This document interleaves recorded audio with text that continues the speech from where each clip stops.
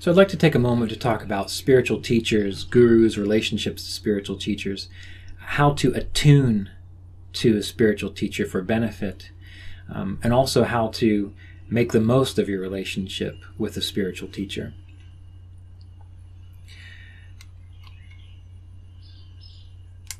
Working with numerous students, numerous individuals from all over the world, and my experience with my own spiritual teacher, I've been paying attention to what works and what doesn't work. Having a fantasy about a spiritual teacher doing something for you is a great way to self-sabotage your spiritual progress. A true spiritual teacher wants you to be as strong and as clear as they are without support. They want you to be, the term would be, spiritually mature.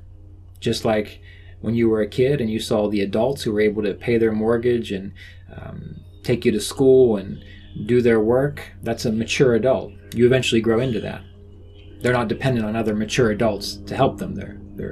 They've got networks of people and they've got a society to function in, but they're fully functional on their own.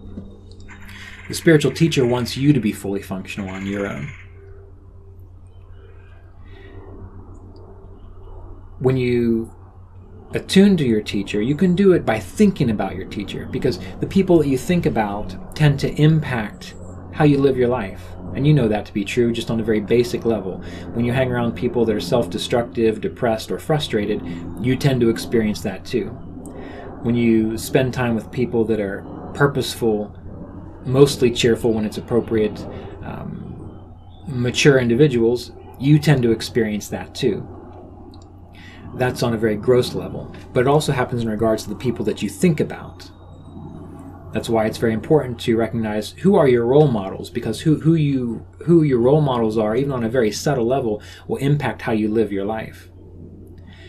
And so the best way to attune to your teacher is to be in their presence when it's appropriate, but to live like they live, to try to figure out how are they experiencing the world and experience the world in that way. When they share a teaching with you, if they truly are your teacher, the way you stay attuned to them, you apply what you learn. You don't just take it as a suggestion and think, well, I'll get to it eventually. One of the reasons, personally, I feel I had such rapport with Mr. Davis was because I listened to what he said most of the time. Now, there was a few instances and situations where I thought, oh, well, he just doesn't know what he's talking about. He's out of touch with, and so on. And I learned a few years later that that was not true. So it was a learning experience for me. But it was a helpful learning experience because I realized that in order for me to stay in tune with my meditation teacher, my Kriya Yoga teacher, to know what he knew, to be enlightened about what he was enlightened about, I had to do my best to try to understand and think and act and be as he was, and then use that as a foundation, a launching pad for my own life explorations. Because even though we want to follow our teacher and apply what they teach us, we also have to realize we have our own individual lives to lead, and how they influence us is the helpful foundation for us to grow into our own life, our own individualized expression of whatever the divine wants us to be, or the infinite consciousness or the wholeness of life wants us to be. You know, I have one student in particular that claims that he wants to be my student. And I have the Kriya Yoga apprenticeship program for this purpose. But for some reason, he doesn't want to sign up for the apprenticeship program. And it's not like there's excessive charges for it. There's no, it's on a donation basis of all things, so it doesn't even matter. But I had to tell this person, I said, look, if you want to be my student, I'm completely for that. I was like, but there's a few things that we have to have straight here. Number one, you need to apply what's being shared. You need to actually listen and do it. Not just come to me when you're having problems or when you're confused and hope that I'm going to say something that's going to make that better. I used to do that too with Mr. Davis, and I learned that's not how it works. Number two, I don't want to hear your opinions about spirituality. Because if your opinions were accurate, you wouldn't be coming to me. So dropping your opinions about spirituality, if you have a true teacher that you want to interact with, you got to let go of your opinions and listen and learn and apply what is being shared. You also have to let go of the idea that the teacher can do things for you that you need to do for yourself. The spiritual teacher-student dynamic is not necessarily one of we are good friends and buddies and pals. It's a sense of skillfulness, in the same way that if you want to be trained in archery, you don't necessarily become friends with your archery teacher. All you want is that archery teacher to show you how to hit the target.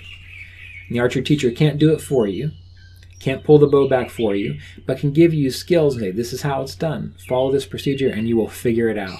That's how a meditation teacher functions. That's how a teacher functions. So when we think about how to attune to a spiritual teacher, a guru, the best ways are, number one, to reverently acknowledge the life of that divine expression, and not as a personality, but as though the wholeness of life is flowing through what we see of the teacher as a personality. Because one day that teacher is not going to be around physically. And what do you do then? If you have that attunement, you know what to do. I don't remember if Mr. Davis said this about Yogananda related to him or someone else, but Mr. Davis shared a story one time where he said, Paramahansa Yogananda said to one of his students, or a group of students, I like it when you understand what I say, but I like it even more when I don't have to say it. I like it when you understand what I say, but I like it even more when I don't have to say it. Why? Why is that the case? Because it indicates that you're not messing around anymore. You're not just trying to talk, just to have a conversation. You're really aware of what the spiritual teacher is all about. And if you just take a moment and think about it, okay, what would be the advice this teacher would give me? And you apply it, you've got it, you're attuned. And you do it, that's the other thing. You have to apply what the inspired knowledge is. There are many times early on, when I first started going to Center for Spiritual Awareness, and that was an 8-hour drive or so from where I lived at the time, so I didn't get to go there as much as I wanted to, even though I did go at least 2 to 4 times a year for a week-long retreat to see Mr. Davis. But I would have questions, and I would almost invariably, I would do my best to have this idea of being attuned to Mr. Davis and the Guru lineage, and I would send him an email with the question. I would sit down and meditate, and during the meditation, the response would come, oh, okay, I know what to do now. I know what this is about. And sure enough, I would go check my email, and Mr. Davis would have responded with that, some variation of that understanding. And in time, I didn't have to send emails anymore.